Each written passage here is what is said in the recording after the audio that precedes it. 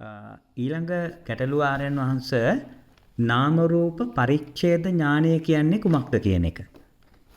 එකත් කෙටියෙන්. නාම රූප පරිච්ඡේද ඥානය කියලා කියන්නේ පරිච්ඡේද කියලා කියන්නේ පරිච්ඡේදනය කරන්න පුළුවන්.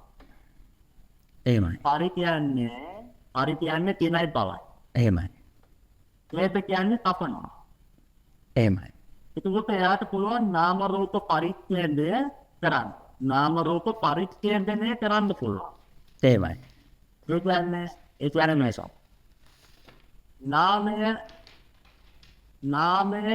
නාමය හඳුනා ගන්න පුළුවන්. එහෙමයි. එතකොට නාමයේ විඥානය කියන්නේ ධනසිංහ බෙදුව. ඒ කියන්නේ කීන් කවුද? එහෙමයි. එතකොට දැන් නාම රූප. එතකොට නාමයේ තියෙන ධනසිංහ බෙදුව කවුද හඳුනාගෙන තියෙනවා. අමානුෂ්‍යයට පත්වෙච්ච කෙනෙකුට පුළුවන් මේකට හඳුනාගන්න. නාම රූප හඳුනාගන්න. ඔව්. ඒ හඳුනාගත්ත සුඛවත් අරියතාවයට පුළුවන් පරිච්ඡේද කරන්න. එහෙමයි. ලැබෙන එකෙන්ම කියන්නේ කපනවා පරි කියන්නේ පිළියප්පකින් වෙත. ඉන්පවුඩ් වෙත. එහෙමයි. පාප පහුනක් කරලා නිරෝධයෙන් එහාට පිට පීඩවා ගන්න පුළුවන්. අතුපත්තානේ පත්චීතවල පිට පීඩවා ගන්න පුළුවන්. ඒක තමයි නාම රූප පරිච්ඡේදය. එහෙමයි. නාම රූප පරිච්ඡේදය ගන්නේ පායි. හොඳයි. ඒතර නාම රූප පරිච්ඡේද ඥානය කියන්නේත් ඒකම තමයි.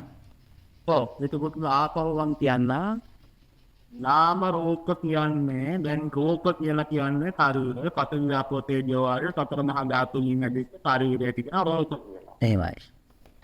එතකොට දැන් යා රූපය ගන්නවා. එතකොට රූපය ගැන දන්නවා. එයා සතර මහා ධාතුන් මොදුලක්. එතකොට නාමය සංකාර විඥානය. එහෙමයි.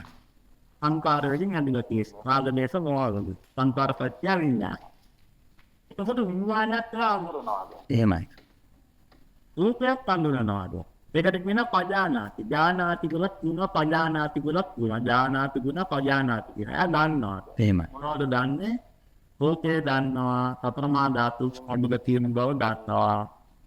එතකොට ඒ රූපේ නිත්‍යතුක කරගත්තොත් දුකටපත් වෙන බව දන්නවා. ඊළඟට එයා දන්නවා නාමය කියන්නේ ඉලෙක්ට්‍රෝන ප්‍රෝටෝන පින්පවුඩ් එකෙන් තමයි නාමය හැදුලා තියෙන්නේ. එහෙමයි. සංකාර පත්‍ය විඥාන. දැන් ඒකට විඥානය ගැන එයා හඳුනනවා. එහෙමයි. එතකොට දැන් එයා සමුදය දුක දන්නවා. එහෙමයි. නිරෝධය ගැන දන්නවා. දන්නා සුඛවත් අරියතාවකයා නාම රූප දෙකම පරිච්ඡේදනය කරලා නිදින්දාක්‍රි. එහෙමයි. නාම රූප දෙක පරිච්ඡේදනය කරනවා. ඒ කියන්නේ නාම රූප දෙකට ඇලෙන්නේ නැහැ, ගැටෙන්නේ නැහැ, මොළා වෙන්නේ නැහැ කියන්නේ. එහෙමයි. මේ ගැටෙන්නේ මොළා වෙන්නේ නැතුව නාම රූප පරිච්ඡේදනය කරගෙන ඉන්නවා. එහෙමයි. නාම රූප පරිච්ඡේදනය කරගෙන නාම රූප දෙකට ඇලෙන්නේ ගැටෙන්නේ නැතුව පරිච්ඡේදනය කරගෙන ඉන්නවා. ඉදුවක් දෙකෙන් නිදින්දාසලා ඉන්නවා. ඒක තමයි නාම රූප පරිච්ඡේදනය කියන්නේ. පැහැදිලි. හරි. හොඳයි ආර්යයන් වහන්සේ.